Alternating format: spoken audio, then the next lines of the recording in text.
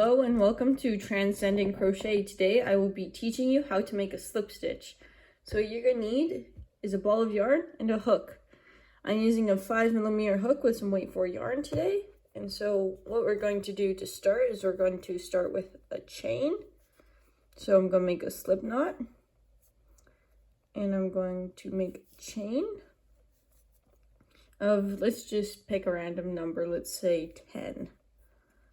10 sounds like a good number, then I can show you guys how to make these slip stitches.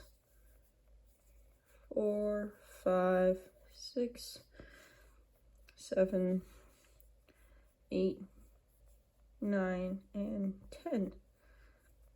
So let's just double check. I count 1, 2, 3, 4, 5, 6, 7, 10. Perfect. Okay, and then for a slip stitch, you do a chain of 1. That is your side or turning chain. So you skip over this one. And what we're going to do is we aren't going to yarn over anything. We're just going to go straight to the next stitch. And we're going to pull through both loops. And I'm telling you now, these are probably one of the most frustrating stitches on the planet. So take a deep breath if you feel yourself getting frustrated. And if you have to, just walk away for a little bit. These took me a crazy long time to learn because I just kept getting so frustrated. The trick is, though, to keep it nice and loose. So you see how I'm like nice and loose? There's lots of looseness there. So what you're going to do is pull it through one and then pull it through others. And the trick is not to pull afterwards because then it tightens up this stitch as well. So what I'm going to do one more with you guys. So you're going to keep it nice and loose. Pull through one, pull through two. That's basically the biggest trick, is keep it nice and loose, because if you have them too tight, you're going to be frogging the whole thing. And I'm going to meet you at the end of this row.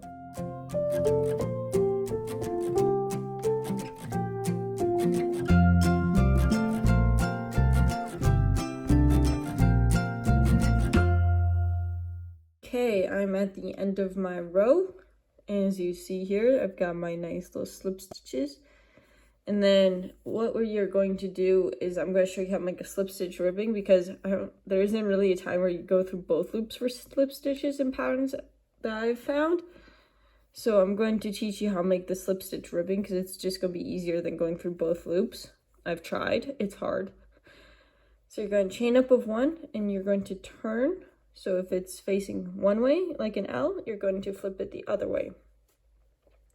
And as you see, you got your 2 loops here. For the slip stitch ribbing, you go through the back loop only. So here's the back loop. And as you can tell, it's pretty, there we go. It's pretty tricky to get your hook sometimes through. So you use the very pointy end on the hook, which helps. And then you're going to keep it nice and loose and pull through 1, pull through 2. There's no like actual body kind of to this stitch, like this single crochet. And then you go into your next stitch and you just keep it nice and loose.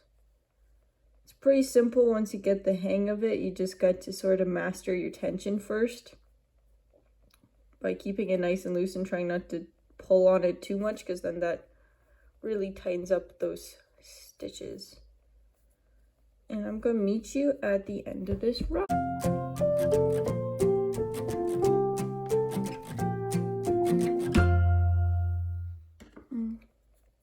Okay, I'm on my last 2 stitches. So let's go through the last 2. Sorry, it's a little bit tricky to do these through my phone, because I got my phone set up as my camera propped up in front of me. It's a little tricky to see where these loops are. And then here's the last one right here. Sometimes you have to like curl it around from the back to get through.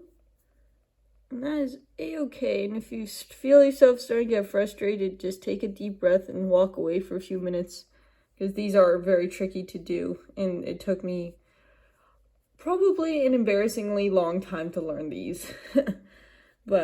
And as you see, I've got a project with single crochets on one end and these slip stitch ribbings. And as you see, they got a lot of stretch to them. So these are great for collars and sleeve cuffs and like bottom bands of sweaters. And they're really useful, and they're also used for when you're joining one project to another. So if you want to like if you're working in like a circle, you would slip stitch to the first stitch. So you would just do one of these to join the 2 stitches. And that is how you do slip stitches, and I hope you have a fun time crocheting.